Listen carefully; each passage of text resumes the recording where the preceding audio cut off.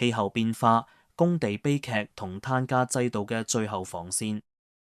氣候變化之所以咁難解，唔係科技問題，而係人性問題。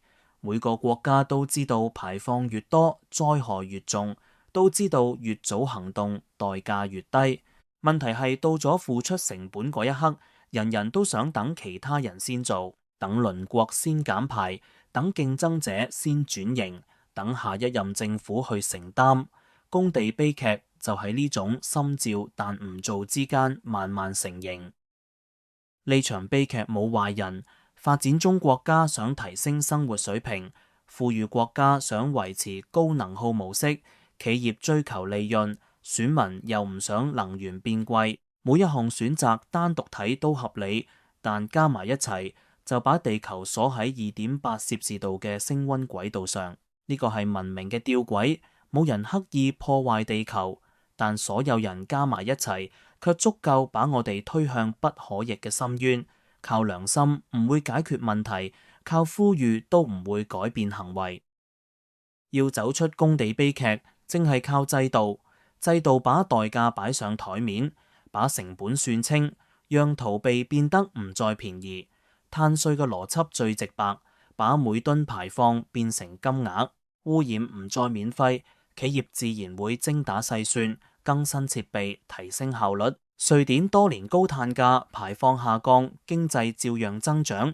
加拿大雖然政治爭議唔斷，但早年實施碳價時，都證明價格信號足夠推動整個能源系統自我調整。污染一旦變貴，市場自然會轉向更乾淨嘅選擇。碳交易就從另一端切入，政府先劃出排放上限。再俾企業買賣配額，能減排嘅有利可圖，不能減排嘅就要付錢。市場會自動把資源推向成本最低嗰方，使減排變成競爭而唔係包袱。歐盟嘅排放交易系統已經證明呢套方法足夠逼退煤電，加快可再生能源滲透。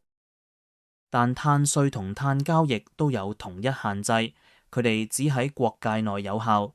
如果甲國有碳價，乙國冇，高排行業就會搬去乙國，再把產品賣返甲國，排放冇減，競爭更加亂，工地悲劇反而加深。呢個就係碳洩漏，一個用腳投票嘅破口。CBAM 碳邊境調整機制或者叫碳關稅，就係為咗堵塞呢度缺口。佢嘅道理都一樣簡單。你喺本國冇付碳價，就必須喺出口時補返。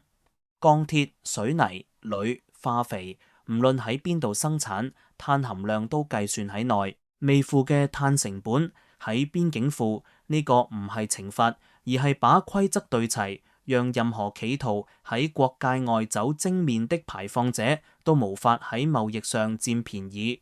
碳關稅嘅意義就係把碳價延伸到國界之外，迫使整條供應鏈一齊減排。